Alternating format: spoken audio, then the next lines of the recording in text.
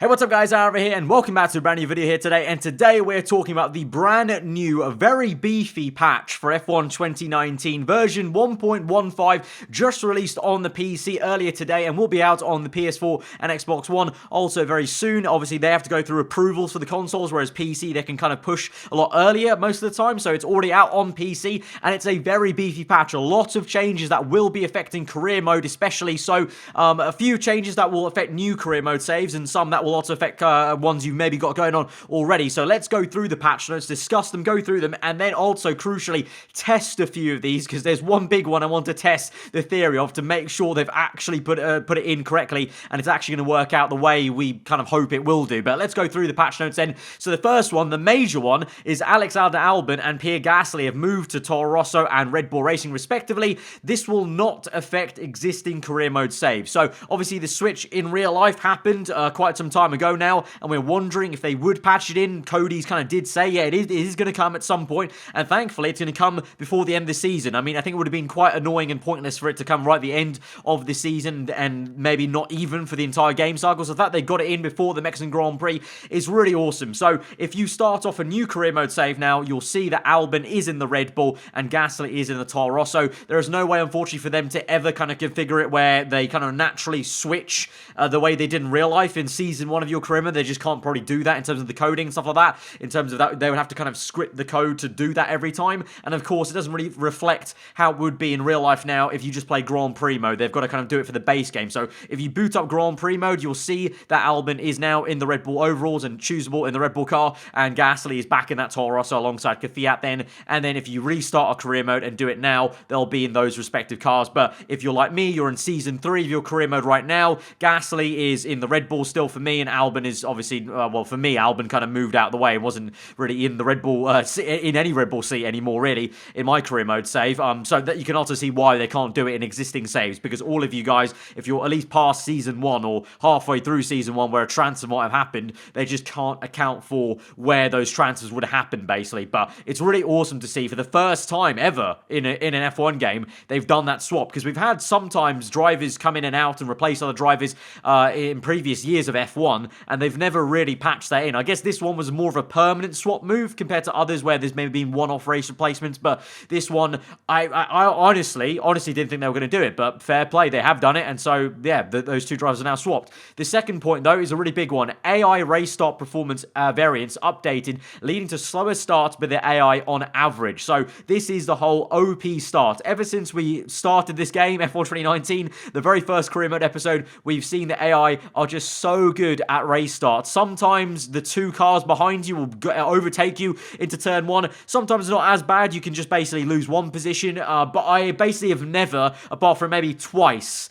in career mode, gained a position off the start. And one of those was quite recently, actually, at the Brazilian Grand Prix in my career mode Season 3. And the other, I think, was once in Season 2. But that was like very just, random. And basically that just never happens. And so on average now, this patch will mean the AI hopefully have slower starts. And that is actually one thing we're going to test right now. So we're going to pause it a little bit in terms of talking about the patch notes, and we're going to actually move on into a race start of the Australian Grand Prix with Albon. I thought I'd do it with Albon and his Red Bull, and we're going to test how these starts are. So I'm going to be doing a few starts in the same exact scenario just to kind of test it and see the consistency of these AI starts quite nicely, actually, in this randomly Grand Prix loaded game. Verstappen is on pole and I'm in second place, so it's a 1-2 for Red Bull. So it's actually level pegging teammate v teammate. So this is literally almost the best kind of test we could have hoped for, is the same car, what can I do versus my AI teammate in the same bit of equipment, basically. So we're here at Australia, obviously not a major run to turn one, but still decent enough to try and see how the acceleration's going to be. So here we go then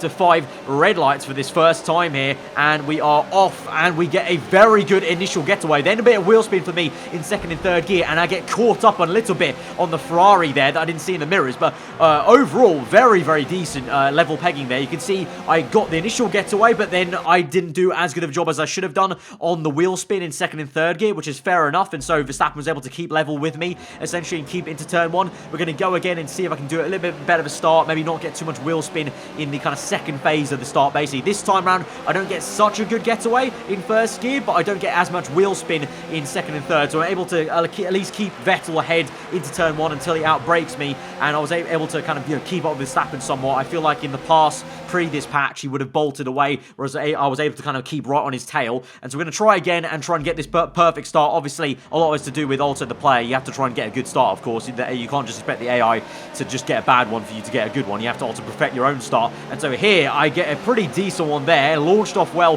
first gear, then into second and third. Didn't get too much wheel spin. Maybe have a look around the outside. Could have maybe actually braked a little bit later there into turn 1. So I feel like I maybe could have actually challenged Verstappen for P1 there. So I think that right there was what you kind of want. You want the ability to maybe outbrake the AI ahead of you to get a position, but you don't want to kind of just burst ahead of him and have that OP start for yourself like the AI would on ourselves pre this patch. So we go again for a 4th time here, and this was almost the perfect kind of getaway for me in terms of good launch, then good initial third gear, 4th gear, pick up the traction, and then down the inside we go, stuck to the inside that time, able to make the move, bit aggressive with a bit of contact there, warning for collision, but I think those last 2 starts were kind of ideally, in my opinion, what you want out of a start against AIs. If you get it right, you can get that good launch, you can get the ability to outbrake them, and if you don't, if you get some wheel spin in the second phase of the launch or the first phase, you're not going to be able to overtake them. That's fair enough, of course, and so that's what we saw in the kind of first 2 attempts that I did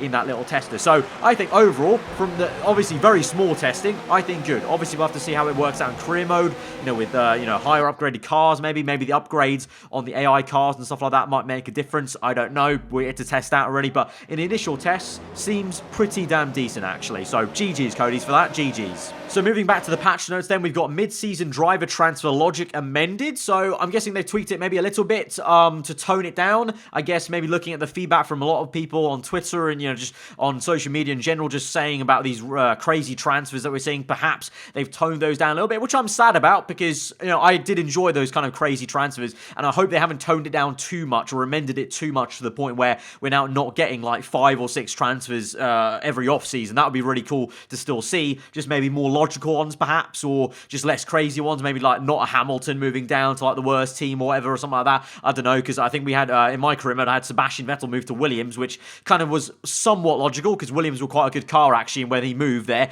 but then they haven't been so good in season 3, so kind of didn't make as much sense in that kind of case. So maybe they've kind of tweaked the logic there. As we move down then, added options to disable driver transfers or limit to off-season transfers only. So if you do not like driver transfers and you just want it to stay put, especially for season 1, maybe you don't want any transfers in season 1, like in season, you can limit them to off-season, so they only happen in between the transition from Abu Dhabi to Australia, and if you just don't like them, you can also turn them off. So I like that. That's a very cool feature they've actually added in. I don't know if that's actually going to be available mid-save of a career mode save you're already doing. I assume it would be, because I think it's just a flick of a switch of allowing transfers on and off. So cool that they've added in, because I know maybe the minority of, there was definitely a minority, but there was still a few people out there that maybe didn't like the transfers as much as most of us did, because most of us have been absolutely gagging for it for about a few years now in terms of having that naturally happen in the game. They've addressed issues with visual graining seen on specific graphic cards. That's more of a PC kind of thing, and that's good for me, obviously, as a PC player, so any PC players out there that might have seen that, and the same thing with FPS drops, which I definitely got. Hopefully that also means some screen freezes in there, because I actually haven't had screen freeze for a while now, actually, since the 1.12 patch, but that definitely was still an issue.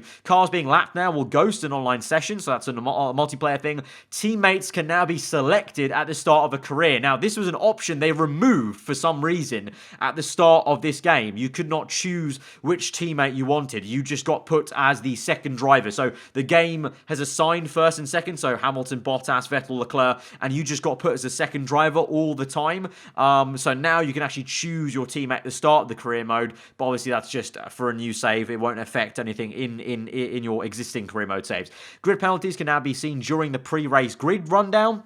Now that's, I think that was already in there, kind of. I assume they mean they're going to maybe say what the grid penalty was, because you can see when a grid penalty gets applied in the grid rundown, but you don't get to be told why they've got that penalty. So maybe they mean that potentially. Otherwise, if not, then I'm a bit confused at that exact patch note that they put there. And then players can no longer rejoin a team that they were fired from in the same season as career mode. So that's very apt for the video I did. So actually, I made that video about how many times you can get fired in F1 2019. 2019, no one can actually make that video anymore the way I made it, because remember, I kept getting fired by Williams and Ferrari and kept getting signed by them 2 negotiation windows later. Like, I got fired by Ferrari in the first window of Azerbaijan, and then I got re-signed by them 2 negotiation periods later, like 8 races down the line, I got re-signed by them. So now you can't do that anymore. So if you do get fired, it's going to make an impact there. So honestly, they've almost heard what I and you guys was almost saying in one of those game idea videos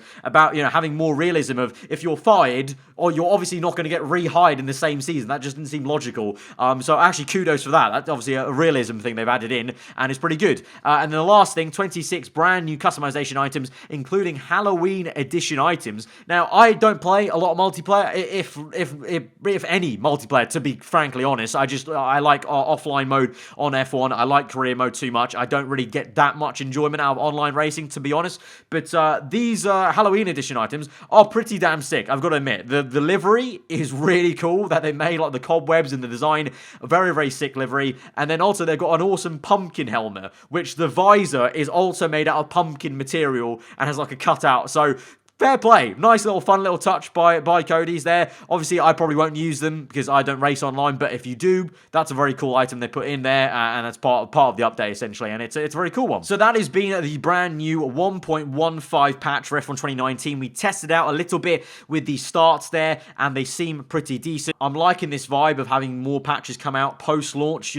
So far we've had, since the game came out, we've had 15 patches. Obviously, kind of 10 of them have been proper ones that haven't been like start of the game patches, and hopefully, well, you might have seen on Twitter if you follow me over on there, at the moment PC modders have an issue with the language files that aren't in the game anymore, so we can't actually do a lot of major modding in the game so far. So I'm really holding out that eventually Codemasters can come to their senses, see the light that the PC mods bring so much life to their game cycle post the real season ending, and they kind of bring those files back so that we can modify them. But that's the real major thing I'm waiting on, and maybe stuff like also still tweaking a little bit with the wet weather AI, because they're still a little bit inconsistent here and there. And I would say also in terms of looking into the consistency of the qualifying simulations, which is still a major thing. Like every single time you fade to black, it still doesn't, the AI still gain like massive time out of nowhere. So I still hope that can be looked into for a future patch. But for this one, it's a pretty hefty patch, I must say, and a pretty decent one. So fair play, Cody's. There's still going to be other fixes to hopefully look forward to,